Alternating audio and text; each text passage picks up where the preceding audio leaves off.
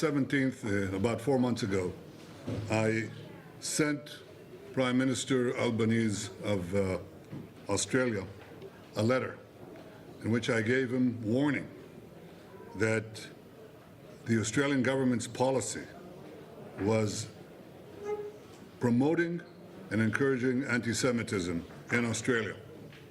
I wrote, "Your call for a Palestinian state pours fuel on the anti-Semitic fire. It rewards Hamas terrorism. It emboldens those who menace Australian Jews and encourages the Jew hatred now stalking your streets. Anti-Semitism is a cancer. It spreads when leaders stay silent. It retreats when leaders act. I call upon you to replace weakness with action, appeasement with resolve. Instead, Prime Minister, you replaced weakness with weakness and appeasement with more appeasement.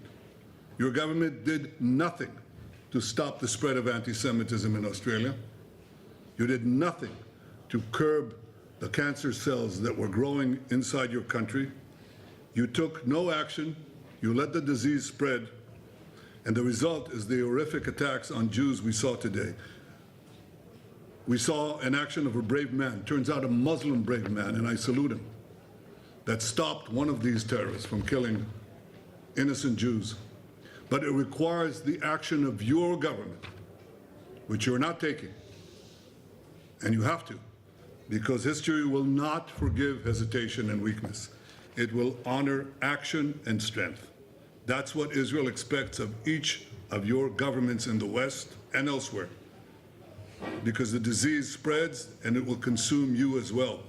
But we are worrying right now about our people, our safety, and we do not remain silent. We fight those who try to annihilate us.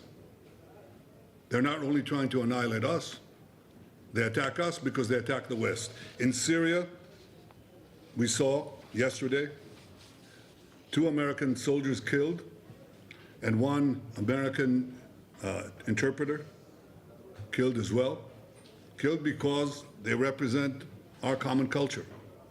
Now, as a result of this, Secretary of War Pete Hegseth said the following.